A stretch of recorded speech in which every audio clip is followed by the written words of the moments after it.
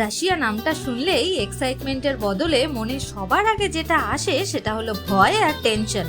আরে রাশিয়া যাব, ইমিগ্রেশনে আটকে দেবে না তো? রাশিয়ার ভিসা পাওয়া কি খুব কঠিন ব্যাপার? দেশটা সেফ তো? একবার গেলে আবার দেশে ফিরে আসতে পারবো তো? ওখানেই থেকে যেতে হবে না তো? এই সব প্রশ্নের উত্তর থাকলো আজকের এই পর্বে। তার মধ্যে রাশিয়ার প্ল্যানটা আমরা করেছিলাম মার্চ মাসের শুরুতে। আর তখন আমেরিকা ইসরায়েলের সাথে ইরানের যুদ্ধের কথা তো সবার জানা। আমাদের ফ্লাইটটা ছিল ভায়া আবুধাবি। এই যুদ্ধের আবহে সেই ফ্লাইটটা ক্যান্সেল হয়ে যায়। কিন্তু এই যুদ্ধ আমাদের নতুন এক দেশকে ঘুরে দেখার উৎসাহকে একদম দমিয়ে রাখতে পারিনি। তাই 2 সপ্তাহের মধ্যে আমরা দিল্লি থেকে মস্কো যাওয়ার ডিরেক্ট ফ্লাইট বুক করি। এবার সবার মনে প্রশ্ন আসতে পারে, ওয়াই রাশিয়া? এত দেশ থাকতে রাশিয়া কেন? এর সব থেকে সোজা উত্তর হলো আমাদের ছোটবেলা থেকে দেখা এক স্বপ্ন পূরণ করতে। স্কুলের বইয়ে পড়া অরোরা বোরিওলিসকে চোখের সামনে তৈরি হতে দেখার এক অদ্ভুত রোমাঞ্চকর অভিজ্ঞতার সাক্ষী হতে। কোল্ড ডেজার্টে দাঁড়িয়ে থেকে প্রথমবারের জন্য নর্দার্ন লাইটস দেখার যে সে কি অদ্ভুত অনুভূতি তা ভাষায় প্রকাশ করা কোনোভাবেই সম্ভব নয়। আর শুধু অরোরাই নয়, আর্কটিক রিজিয়নে থাকা তেরিবারকা ন্যাশনাল পার্কের মধ্যে দিয়ে একেবারে এজ অফ দ্য আর্থে পৌঁছে যাওয়া, হাস্কি রাইড, বরফে মোড়া জঙ্গলের মধ্যে দিয়ে স্নো মোবাইল রাইড, আরও কত কি।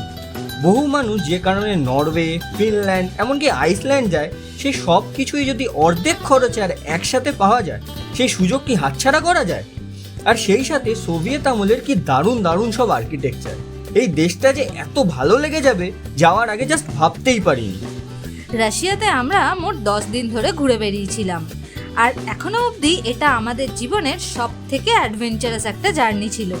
আর এই জার্নির সাথে থাকছেন কিন্তু আপনারাও। একটা কথা কিন্তু গ্যারান্টি দিয়ে আপনাদেরকে বলতে পারি, আমাদের এই রাশিয়া সিরিজ শেষ হতে না হতে আপনাদের দেশটাকে এত ভালো লেগে যাবে যে রাশিয়ার প্ল্যান করা থেকে কিন্তু আপনারা নিজেদেরকে আটকাতেই পারবেন না। তাহলে চলুন আর দেরি না করে শুরু করা যাক আমাদের রোমাঞ্চকর রাশিয়া জার্নির প্রথম পর্ব।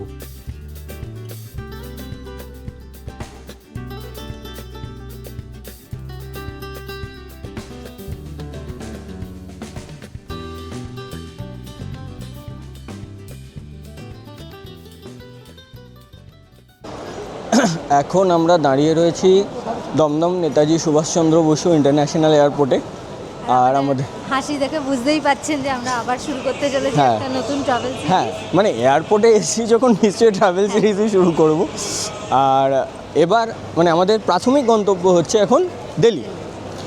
দিল্লি থেকে আমাদের নেক্সট যে ফ্লাইটটা রয়েছে সেটা হচ্ছে মস্কো। ইয়েস, আমরা যাচ্ছি এবার রাশিয়া। তো রাশিয়া যাওয়ার সমস্ত ইনফরমেশন থাকবে আমাদের এই পুরো ভিডিও সিরিজটাতে। আজকে সবে তার প্রথম দিন। হ্যাঁ, আজকে সবে তার প্রথম দিন। আর আমরা একটু আগে চলে এসেছি। আমাদের কটায় ফ্লাইট? এখান থেকে তো রাত্রির 8টার সময় ফ্লাইট। আর কি বলে, আমাদের পরের দিন সকালে দিল্লি থেকে ফ্লাইট হচ্ছে ভোর 5:50-এ। আমরা একটু আগে এসেছি, তার কারণ হচ্ছে এর পরের যে ফ্লাইটটা ছিল সেটার দাম প্রচণ্ড বেশি ছিল। আমরা গরিব মানুষ। হ্যাঁ, ডাবল দাম ছিল, তো সেই কারণে ওটা বুক করিনি। তাহলে সময় আমরা এয়ারপোর্টে বসেই কাটাবো। হ্যাঁ, আর যে কথাটা বলে সেটা হচ্ছে রাশিয়া যাওয়ার জন্যে যাবতীয় যা ইনফরমেশন, কীরকম কী খরচা, সবথেকে মেন ব্যাপার যে ভিসা, সমস্ত কিছু কিন্তু সমস্ত তথ্য কিন্তু আমরা এই ভিডিও সিরিজে দিতে থাকবো।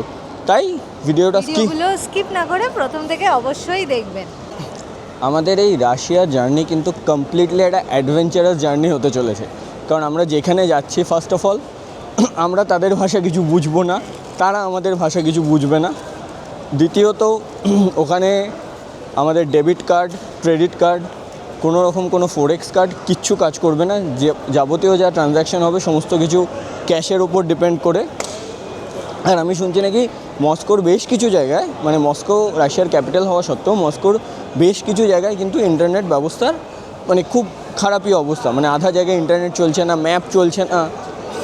এক সেকেন্ড, হ্যাঁ, আধা জায়গায় ইন্টারনেট চলছে না, ম্যাপ চলছে না। তাই আমাদের এই রাশিয়ার ট্রিপটা কিন্তু খুব খুব খুব অ্যাডভেঞ্চারাস হতে চলেছে। রেডি তো অ্যাডভেঞ্চার করতে? একটু সব ভয় আছে, অনেক ঠান্ডা হবে, তাই ঠান্ডাটা নিয়ে আমি একটু চাপে আছি। দেখা যাক, সবই তো আপনাদের সাথে শেয়ার করব। আর আমরা ফার্স্টে যাব মস্কো, তারপরে যাব মুরমানস্ক, তারপরে যাব সেন্ট পিটার্সবার্গ, সমস্ত গল্প কিন্তু থাকবে এই রাশিয়া সিরিজে।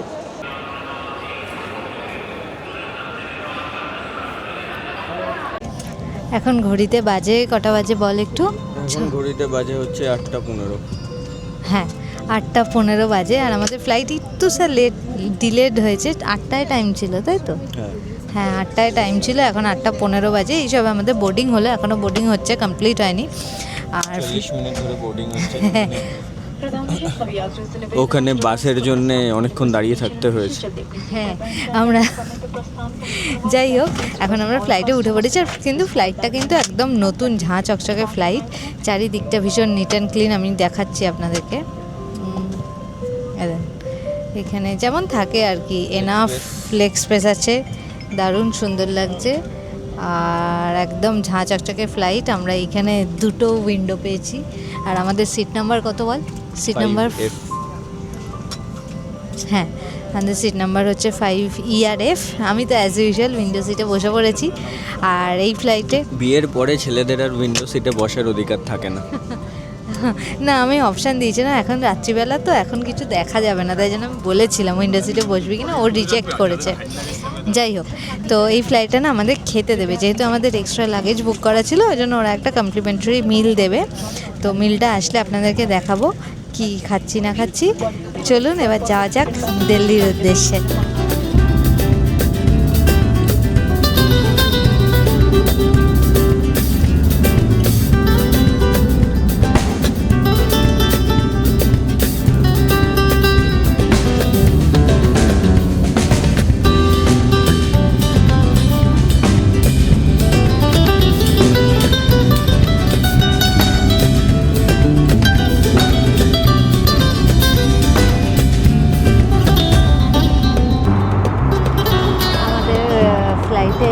সার্ভ করে দিয়ে গেছে। আমাদের ছিল হচ্ছে দুটো চিকেন স্যান্ডউইচ, তাই তো? ওদের যে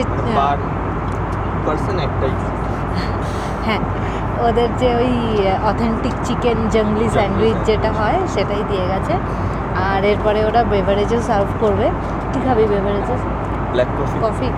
আর আমি ভাবছি একটু দেখি যদি ফ্রুট জুস কিছু থাকে তাহলে সেটা খাবো, না তো ব্ল্যাক কফি খেয়ে নেবো। ব্ল্যাক কফি খেয়ে নেব, ফ্রুট জুস ওই রিয়েলেরই থাকবে, তার থেকে বেটার ব্ল্যাক কফি কেনা। তো এবারে এটাকে খাই, খিদে পেয়ে গেছে। আর এটা রিভিউ দিতে পারছি না, আপনারা সবাই জানেন কেমন খেতে হয়। হ্যাঁ, আমাদের ফ্লাইট তো যেটা কলকাতা থেকে দিল্লি ছিল সেটা এসছে টার্মিনাল 1-এ। তো আমরা ব্যাগেজ নিয়ে নিয়েছি, এখন টার্মিনাল 1-এর ওই ব্যাগেজ কাউন্টারের ওখানেই দাঁড়িয়ে আছি। এরপর আমরা যাব বেরিয়ে। আমি যতদূর জানি যে আমাদের যে নেক্সট ফ্লাইটটা সেটা হচ্ছে টার্মিনাল 3 থেকে। তো টার্মিনাল 1 থেকে টার্মিনাল 3 যাওয়ার জন্যে শাটেল বাস চলে 20 মিনিট অন্তর অন্তর। তো এখন এক্সিট দিয়ে বেরোবো আর খুঁজবো।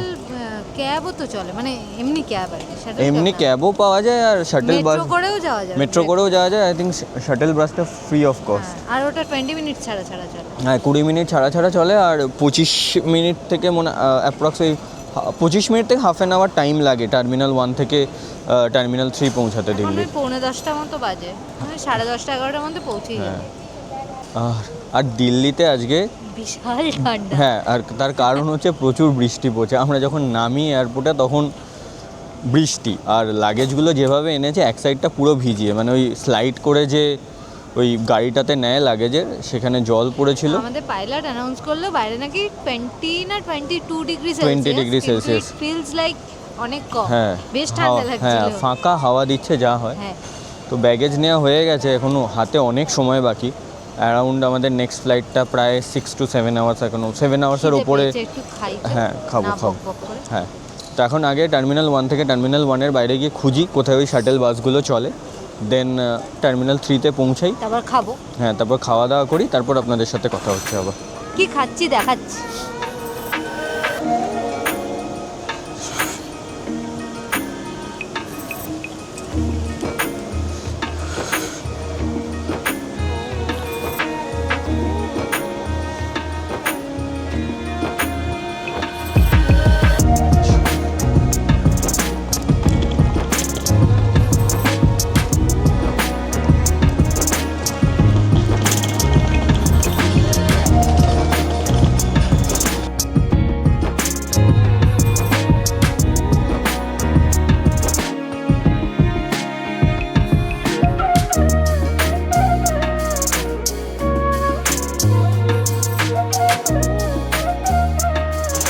দিল্লি এয়ারপোর্টের টার্মিনাল 1 থেকে বেরিয়ে জাস্ট 8 নম্বর পিলারের সামনেই কিন্তু ওই ইন্টার টার্মিনাল শাটল বাসগুলো ছাড়ে।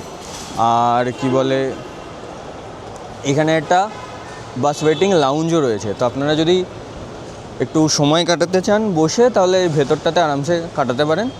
আর এখন আমি যাই ওর সামনেটায়, বাস কখন আছে জিজ্ঞেস করি, তারপর আমরা ডিরেক্ট টার্মিনাল 3-তে চলে যাবো এখান থেকে। শাটেল বাসে উঠে বসে পড়েছি, বেশিক্ষণ দাঁড়াতে হলো না, অ্যারাউন্ড 10 মিনিট মতো। আর এই বাসটা টার্মিনাল 1 থেকে ছেড়ে টার্মিনাল 2 হয়ে টার্মিনাল 3-তে গিয়ে পৌঁছাবে। আর এই শাটেল সার্ভিসটা কিন্তু ফ্রি অফ কস্ট, মানে কোনো টাকা লাগবে না। আর আপনারা যদি চান তো ক্যাবও বুক করে নিতে পারেন, আর আদারওয়াইজ আপনাদের মেট্রোর অপশনও পেয়ে যাবেন। তো আমরা দেখলাম যে এটাই আমাদের কাছে কনভিনিয়েন্ট, তো হাতে যদিও অনেক সময় আছে, এটাতে করেই যাওয়া হোক। আর আমাদের বাসও ছেড়ে দিয়েছে, তো বাই বাই টার্মিনাল 1। এবার ডিরেক্ট টার্মিনাল 3-তে গিয়ে কথা হচ্ছে। আমরা ফাইনালি এসে নামলাম দিল্লির ইন্দিরা গান্ধী ইন্টারন্যাশনাল এয়ারপোর্টের টার্মিনাল 3-তে, যেটা ইন্টারন্যাশনাল টার্মিনাল। আর কি বলে, আমি কয়েকটা ইনফরমেশান আগের ভুল দিয়েছি, সেগুলো হলো হচ্ছে যে শাটেল বাসগুলো চলে সেগুলো টার্মিনাল 1 থেকে টার্মিনাল 3 হয়ে টার্মিনাল 2-তে যায়। আগে টার্মিনাল 3 পড়বে, দেন টার্মিনাল 2 পড়বে। আরেকটা কথা, আর আরেকটা যেটা রয়েছে ওই ফ্রি অফ কস্টের ব্যাপারটা, সেটা হচ্ছে ওই যে ওয়েটিং লাউঞ্জটা দেখালাম না, ওইখানে আপনাদের যে কানেক্টিং যে ফ্লাইটটা রয়েছে তার টিকিট দেখিয়ে কুপন নিতে হবে। কুপন নিলে তবেই কিন্তু এই বাস রাইডটা ফ্রি, আদারওয়াইজ আপনাকে কিন্তু 25 টাকা দিয়ে টিকিট কাটতে হবে। তো আমি এটা জানতাম না বলেই আমরা ওই কুপনটা না নিয়ে, আমাদের কাছে সময় অনেক ছিল, বাট এই কুপনের ব্যাপারটা আমরা জানতাম না। আমি একটা কোন ভিডিওতে দেখেছিলাম যে ফ্রি, তো আমি সেইভাবেই উঠে পড়েছি। কিন্তু ফ্রি হওয়ার জন্য আপনাকে ওই বোর্ডিং পাসটা দেখিয়ে, যে কানেক্টিং ফ্লাইটের যে বোর্ডিং পাসটা, সেটা দেখিয়ে আপনাকে ওই কুপনটা নিতে হবে। কুপনটা বাসে দেখালে ফ্রি। যাই হোক, ঠিক আছে, তবুও বেশি খরচা হয়নি, 25 টাকা পার পার্সন। তো আমরা টার্মিনাল 3-তে চলে এসেছি, এখন যাই লাগেজ ফাগেজ নিয়ে ভেতরে ঢুকি। চেক ইন তো আই গেস 4-5 ঘন্টা আগে হবে না, তো যাই এমনি ঢুকে কিছুক্ষণ বসি, একটু ফ্রেশ হই, খাওয়া দাওয়া করি, দেন বাকি কথা হবে। এখন ঘড়িতে বাজে অ্যারাউন্ড 12টা বেজে গেছে। আচ্ছা, 12টা বাজে, কিন্তু আনফর্চুনেটলি আমাদের চেক ইন কটায় শুরু হবে বললি? 1:30 না? হ্যাঁ, সরি, 1:30টায় শুরু হবে। হ্যাঁ, ও খেতে একটু ব্যস্ত আছে, তো কি খাচ্ছি তার জন্য আমরা এখনো বাইরেই বসে রয়েছি। তো খিদে পেয়ে গেছে খুব জোরে। এবার এয়ারপোর্টে এখানে আমি একটু মোমো খাবো ভেবেছিলাম, কিন্তু এখানে আপাতত অ্যাটলিস্ট বাইরে তো ওয়াও মোমো পেলাম না। বাইরে থাকে না, হ্যাঁ, চেক ইনের পরেই যাবতীয় যা ফুড কোর্ট বা লাউঞ্জটাও তো চেক ইনের পরেই ডেফিনেটলি। তো যাই হোক, কিছু তো একটু রাতের খেতেই খাবার হবে। নিয়ে আসা উচিত ছিল, কারণ যেহেতু আমরা পুরো রাতটা এখানে থাকবো, ওটা একটু ভুল হয়ে গেছে। কারণ যেহেতু ভোর 5:50 ফ্লাইট, তো অ্যারাউন্ড 1:30 বাজবে চেক ইন কাউন্টার ওপেন, তো ততক্ষণ বসে থাকতে হবে। আর আমরা যেহেতু অলমোস্ট অনেকক্ষণ আগেই চলে এসেছি, তো এখন বসে আছি। খিদে পেয়েছিল, একটা বানানা ওয়ালনাট। এই যে আমাদের আপাতত ডিনার হচ্ছে, এটা কি বানানা ওয়ালনাট কেক। হ্যাঁ, খুব দারুণ স্মেল আসছে। ও তো হাফ খেয়েও নিয়েছে। কেমন খেতে? খেতে খুব ভালো, কিন্তু এয়ারপোর্ট থেকে খাওয়া তো প্রচণ্ড কষ্টে। কত নিয়েছে? তো 50 দুটো? তাহলে দুটো 450 নিয়েছে। তবে যা সাইজ, মোটামুটি খেলে পরে এখন 1-2 ঘন্টা আরামসে পেট ভরা থাকবে। তো চলুন এবার খাওয়া যাক। হ্যাঁ, ম্যাডাম এখন হাঁটাচলা করে এসে আবার বসে পড়েছে। আপনারাই বলুন, ডিনারের পরে বসে থাকাটা কি উচিত? একটু তো হাঁটাচলা করা উচিত, হ্যাঁ, তবে না ডাইজেস্ট হবে ভালোভাবে। নিশ্চয়ই। এত বলি, কথা শোনে না।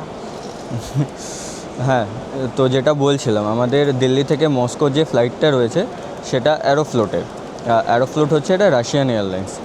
অ্যারোফ্লোট SU 233, যেটা ভোর 5:50 ছাড়বে দিল্লি এয়ারপোর্টের টার্মিনাল 3 থেকে, আর ওখানে গিয়ে পৌঁছাবে রাশিয়ান টাইম সকাল 10:10-এ। 7 ঘন্টার ফ্লাইট। রাশিয়ার টাইম ইন্ডিয়া টাইমের থেকে 2.5 ঘন্টা পেছনে, মানে আমরা যখন রাশিয়া নামবো তখন ইন্ডিয়ান টাইম অ্যারাউন্ড 12:40 মতো হবে। তো একটা লম্বা জার্নি, তো ফ্লাইটটা দেখি কেমন কি হয়। আশা করছি খেতে দেবে। আর এই অ্যারোফ্লোটের ফ্লাইট কিন্তু আপনি MMT বা booking.com-এ পাবেন না। তো আমরা কিভাবে ফ্লাইটটা বুকিং করেছি তার ডিটেলস কিন্তু আমি এই ভিডিওতেই বলবো, তাই এই ভিডিওটা স্কিপ না করে পুরোটা দেখতে থাকুন।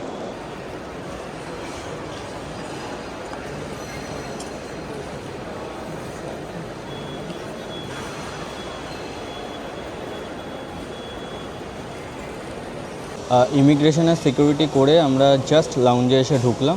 আর এই যে কোথায় গেল, হ্যাঁ ম্যাডাম অলরেডি খেতে বসে গেছে। আর যে কথাটা বলার সেটা হলো যে আমাদের ইমিগ্রেশনে কিন্তু এক ফোঁটা কোনো সমস্যা হয়নি। হ্যাঁ 5 মিনিট না 2 মিনিটেই হয়ে গেছে। জাস্ট গেলাম, জিজ্ঞেস করলো যে কী পারপাসে যাচ্ছ, আমরা বললাম যে ট্যুরিস্ট ট্রাভেলিং পারপাসে। হ্যাঁ ভিসা দেখতে চাইলো, পাসপোর্ট স্ট্যাম্প মেরে হয়ে গেল।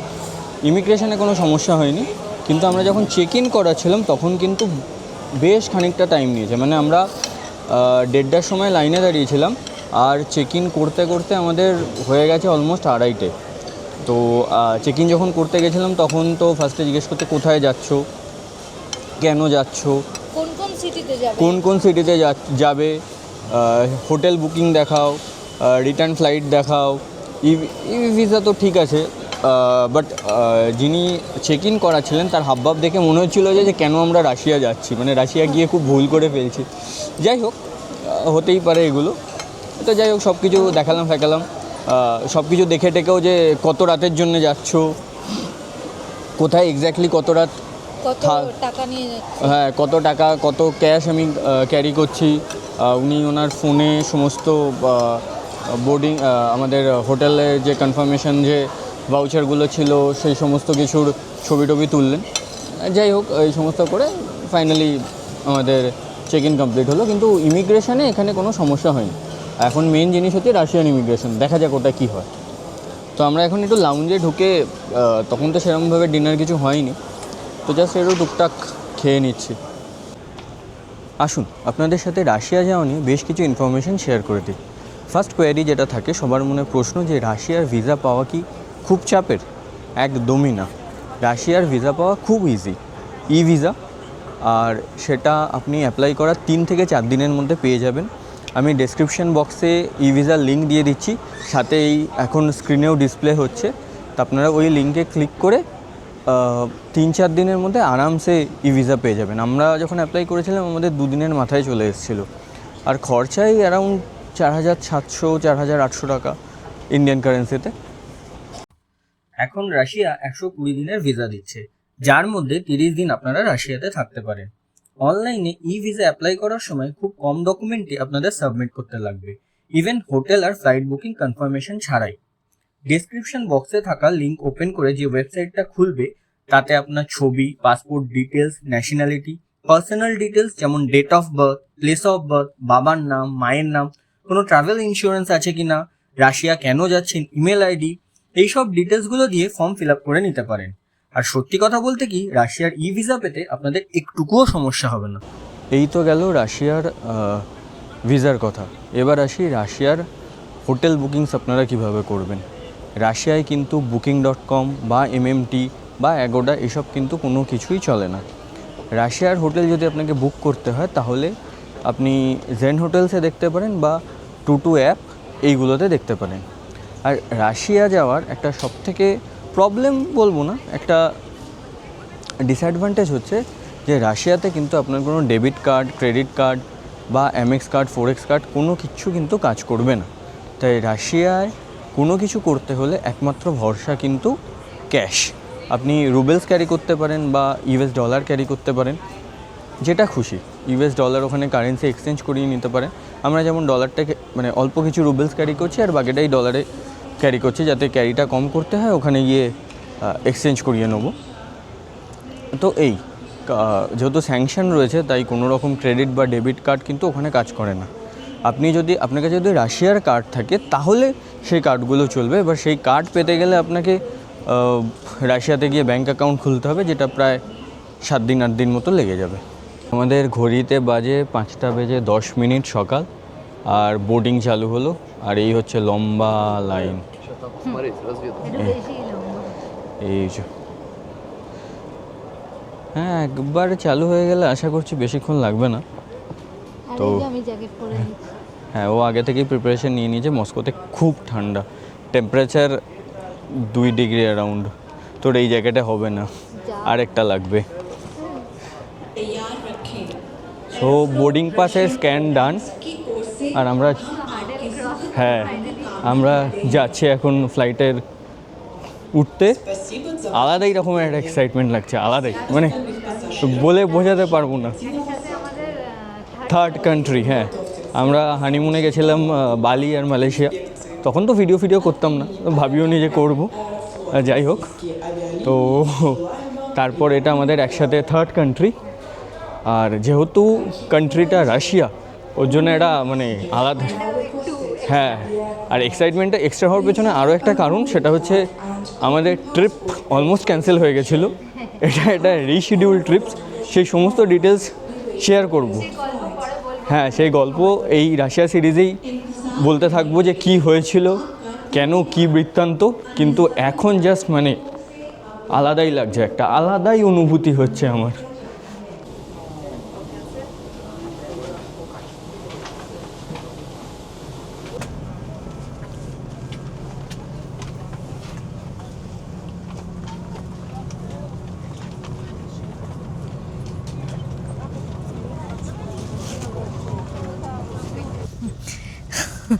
এই ফ্ল্যাট, হ্যাঁ করেছি।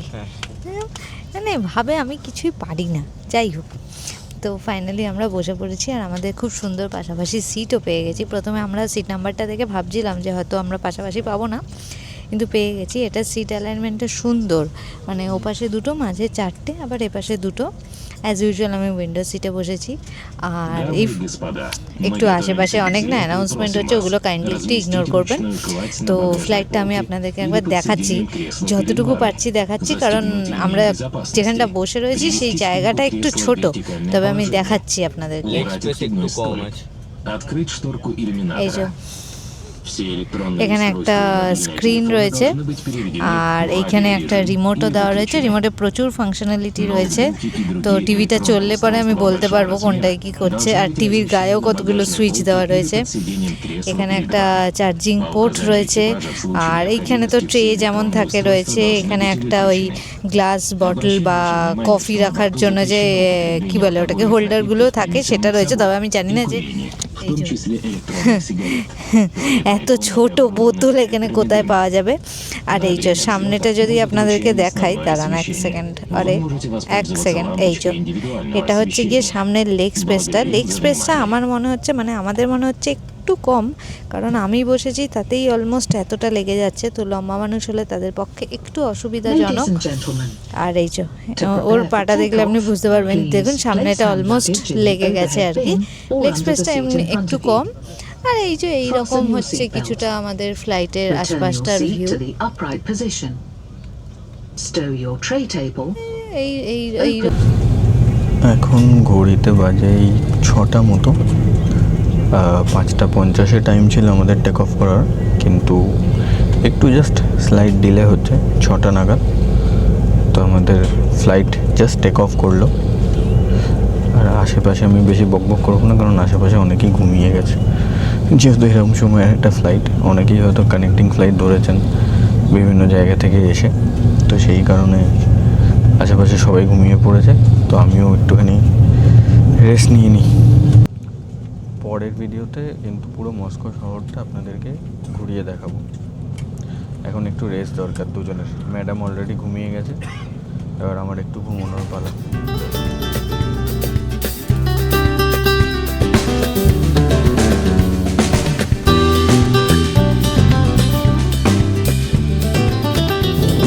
আর এই হচ্ছে আমাদের ফ্লাইট রুট। চলে গেল, যাই এক সেকেন্ড।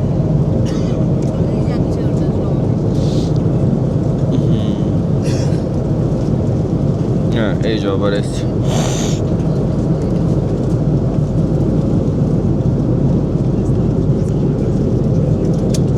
এই হচ্ছে আমাদের ফ্লাইট রুট। দিল্লি থেকে উড়ে ডেস্টিনেশন মস্কো।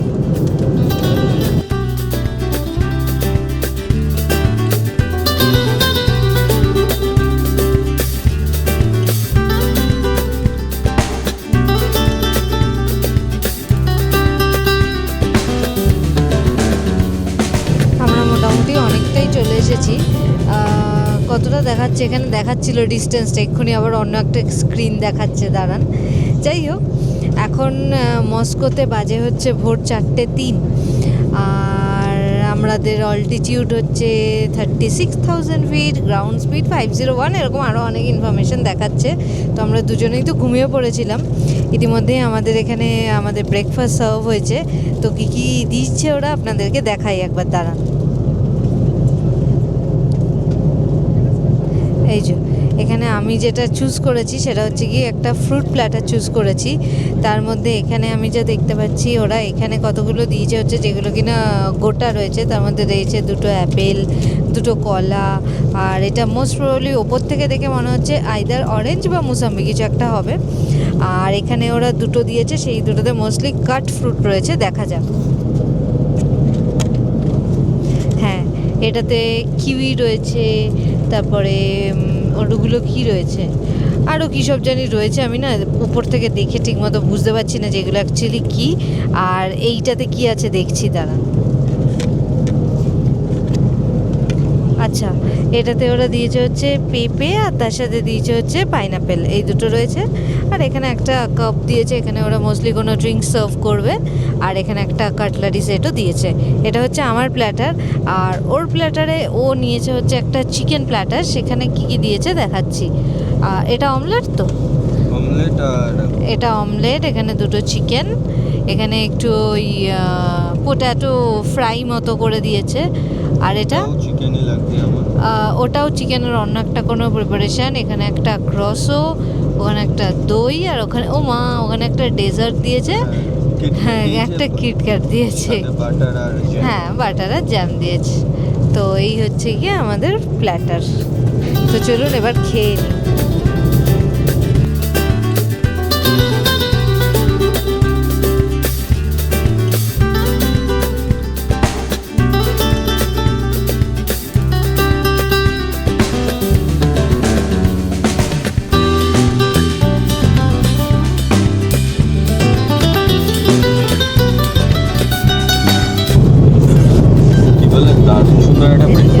হ্যাঁ হ্যাঁ, এক সেকেন্ড।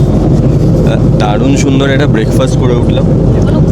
হ্যাঁ, এখনও শেষ হয়নি, আর অনেক কিছু বেঁচে গেছে, কারণ এতটা পরিমাণে দিয়েছিল। আমার ওই চিকেন প্ল্যাটারটা ওটাই দুজনে মিলে খেলাম, তো ওকে যে ফলগুলো দিয়েছিল আপেল কলা ওগুলো সব রয়ে গেছে, তো ওগুলো ব্যাগে ভর্তি করে নিয়েছি, ওগুলো রাশিয়াতে কাজে লাগবে। আর কি বলে, কাট ফ্রুটসগুলো খেয়ে নিচ্ছি। আর প্রতিটা ফলই মানে একদম খেতে এত সুন্দর, এত মিষ্টি। হ্যাঁ, আমি কথা বলছি বলে কেউ হয়তো মনে হয় ডিস্টার্বড হচ্ছে, যাই হোক, তো আমি একটু আস্তে কথা বলছি। কিন্তু যেটা বলছিলাম যে কাট ফ্রুটসগুলো এত মিষ্টি, এত খেতে ভালো, দারুণ। তোর কেমন লাগলো কোনটা? ব্রেকফাস্টটা ভালো ছিল, খুবই ভালো ছিল। মানে তবে আমি একটু ডেজার্ট মিস করছিলাম। আমি এখন লাউঞ্জে, হ্যাঁ এটা ছোট্ট কিটক্যাট দিয়েছে, কিন্তু আমি যখন লাউঞ্জে গেছিলাম ওখানেও না, আমরা যখন ঢুকেছি ততক্ষণে ডিনার তুলে দিয়ে ওরা ব্রেকফাস্ট অ্যারেঞ্জ করে দিয়েছিল, ওই জন্য ডেজার্ট ছিল না। আর এখানেও আমার তো ছেড়েই দিন দেয়নি ফ্রুট প্ল্যাটারে, আর ওকে একটা কিটক্যাট দিয়েছে। যাই হোক, ভালো ছিল, ভালোই। কি বলে, আমাদের ফ্লাইটের জার্নি এখনো অবধি হয়েছে, এক সেকেন্ড বলছি, অলমোস্ট 2 ঘন্টা 50 মিনিট মতো, 2 ঘন্টা 50 মিনিট মতো রয়েছে। আর এখনো প্রায় 3 ঘন্টার ওপরে জার্নি বাকি। হ্যাঁ, তো লম্বা জার্নি। বসে রয়েছি, স্ক্রিনটা একটু, এখন তো ঘুমিয়ে পড়েছিলাম।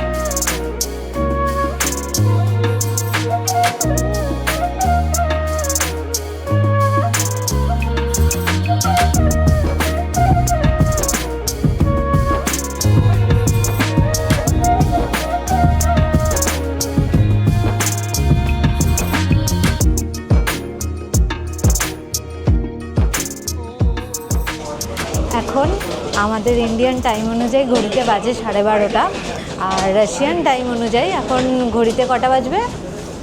10টা।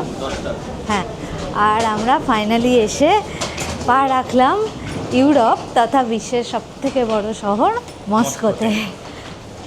কিরে, কেমন লাগছে?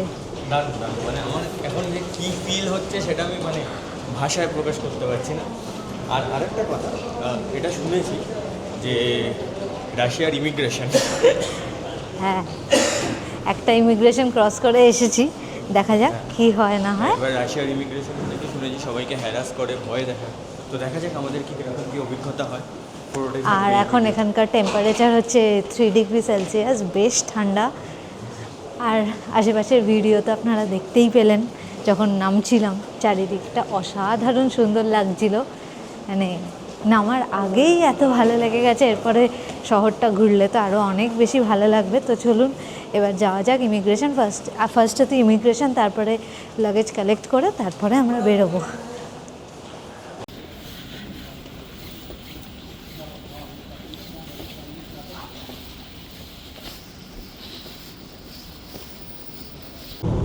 রাশিয়ার ইমিগ্রেশন নিয়ে যে ভয়টা ছিল, ভয় পাওয়ার কোনো কারণ নেই। মানে one of the easy migration.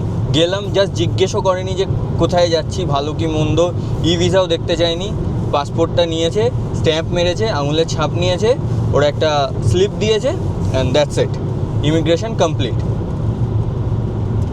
আর এখন আমরা যাচ্ছি আমাদের হোটেলে, সেটা হচ্ছে ইজমাইলোভো ডেল্টা। আর আমরা যাচ্ছি একটা টোল রোড হাইওয়ে দিয়ে, হাইওয়েটা আমি দেখাচ্ছি জাস্ট। দুপাশে বরফ পড়ে আছে, তার মাঝখানে হাইওয়ে, আর আমাদের গাড়ির স্পিড হচ্ছে 125 কিলোমিটার পার আওয়ার।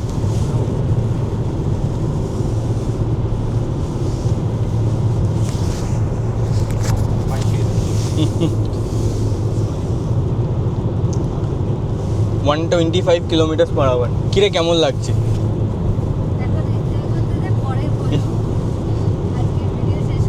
হ্যাঁ, আজকের ভিডিও তো আমরা এখানেই তাহলে শেষ করছি। আর হ্যাঁ, ভিডিও শেষ করার আগে একটা ইনফরমেশান দিয়ে রাখি রাশিয়ার সিম নিয়ে। রাশিয়াতে কিন্তু এখন সিম নিয়ে, আগে ই সিম আনলে সেগুলো কাজ করতো, বা এয়ারপোর্টে অনেক দোকান ছিল ফিজিক্যাল সিম ওখানে অ্যালাউ করে দিত ট্যুরিস্টদের, কিন্তু এখন এই দুটো কমপ্লিটলি বন্ধ আছে।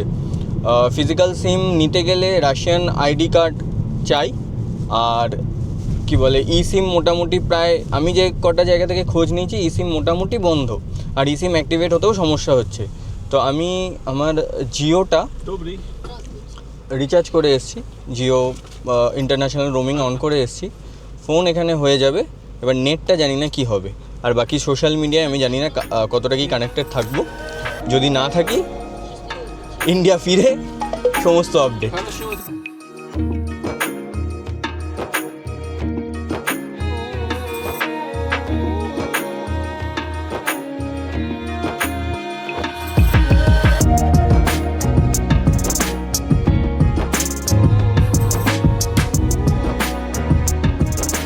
আজকের ভিডিও তাহলে আমরা এখানেই শেষ করছি। প্রচণ্ড ঠান্ডা লাগছে। হ্যাঁ হ্যাঁ, আসবে। প্রচণ্ড ঠান্ডা লাগছে। এখন টেম্পারেচার অ্যারাউন্ড 3-4 ডিগ্রি হবে। যেখানটায় রয়েছে আশেপাশে একটু বরফও পড়ে রয়েছে। হ্যাঁ, পুরনো হয়ে গেছে, বাট রয়েছে আমাদের ফ্রেশ বরফও আমরা দেখেছি। আর যে হোটেলে রয়েছি সেটা হচ্ছে ইজমাইলোভো ডেল্টা হোটেল। এই সমস্ত ইজমাইলোভো হোটেলের ডিটেলস ফিটেলস আসবে কিন্তু আমাদের নেক্সট ব্লগে। আর আজকে আমাদের এই ব্লগে থাকলো শুধুমাত্র ইন্ডিয়া থেকে আমরা কিভাবে মস্কো এসে পৌঁছালাম সেই জার্নির গল্প।